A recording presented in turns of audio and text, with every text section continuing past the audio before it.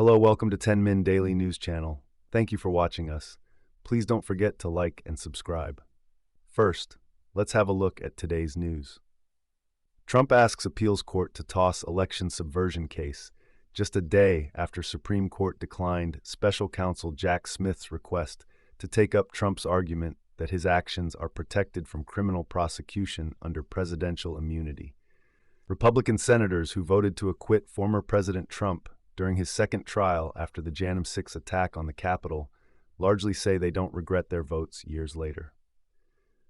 Joe Biden signed an executive order to implement a pay raise for civilian federal workers in the upcoming year.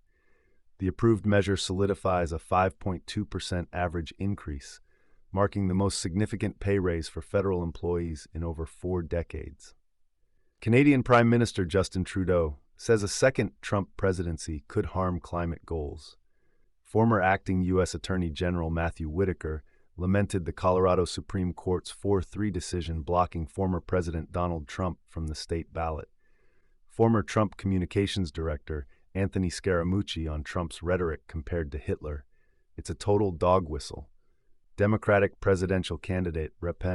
Dean Phillips calls House GOP's impeachment inquiry into President Biden sickening. Republican state lawmakers from Arizona, Georgia, and Pennsylvania are drafting legislation to remove President Joe Biden from the ballot in those key swing states. Former federal judge says the Constitution will disqualify Trump from higher office, not Joe Biden. Democratic presidential candidate Rep. Dean Phillips says not one shred of evidence Biden can overtake Trump in 2024. Missouri Congressman Eric Burleson, a Republican member of the House Oversight Committee, provided insights into the ongoing investigation involving Hunter Biden. Republican strategist Karl Rove says RNC Chair Ronna McDaniel in trouble over former President Trump's Michigan call.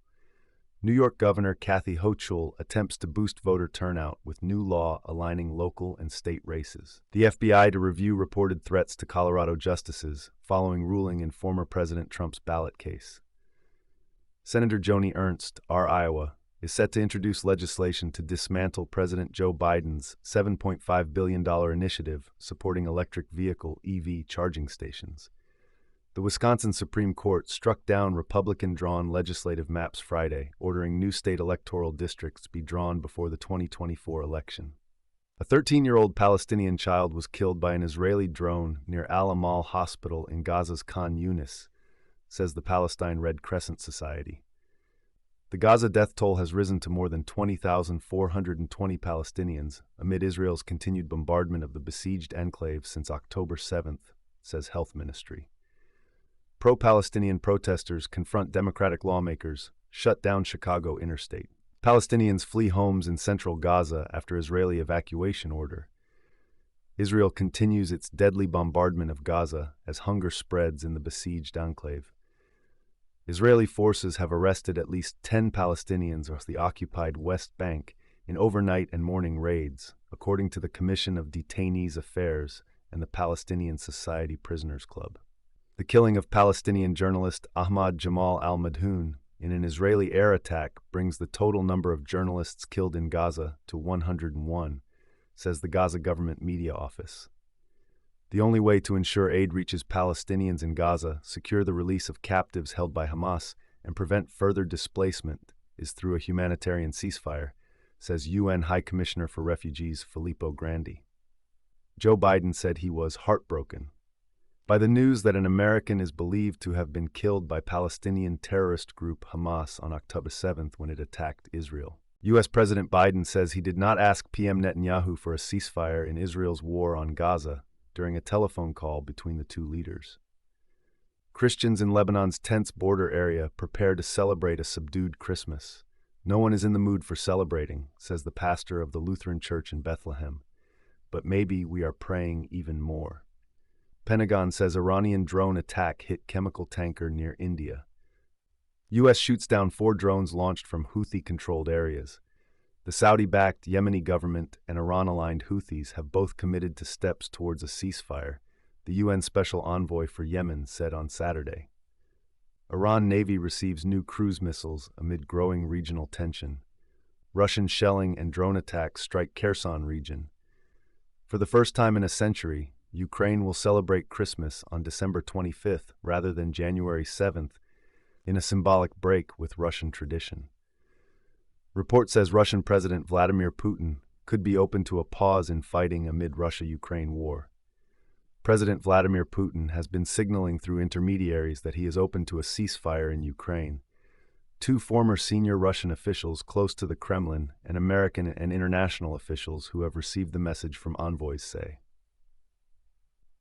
Former TV journalist Yekaterina Duntsova was disqualified on Saturday from running against President Vladimir Putin in an election next March because of alleged flaws in her application to register as a candidate. Protesting Polish truckers have unblocked the key border crossing of Shahini Medica between Poland and Ukraine. George Conway refutes Jake Tapper's claims Trump got a big win with Supreme Court ruling. According to the White House, Iran was deeply involved in planning operations against commercial vessels in the Red Sea, and its intelligence was critical to enable Yemen's Houthi movement to target ships. UK to send warship to South America amid Venezuela tensions. Reform UK leader gives guarantee that it won't step aside for Tories at election. An explosion at a nickel processing plant in eastern Indonesia has killed at least 12 people and injured 39. Christmas Eve worshippers to face security screening at Cologne Cathedral as police cite attack risk. Many more could die under the watch of numerous coastal states without timely rescue.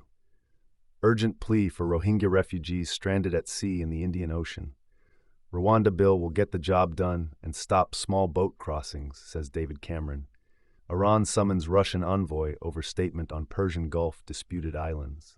Iran threatens to close the Mediterranean Sea, citing U.S. crimes in Gaza. Taiwan reports Chinese warplanes and warships around the island, including aircraft crossing the sensitive median line of the Taiwan Strait. Slovakia arrest over threat to copy Prague attack. Thank you for watching 10 Min Daily News Channel. Please don't forget to like and subscribe.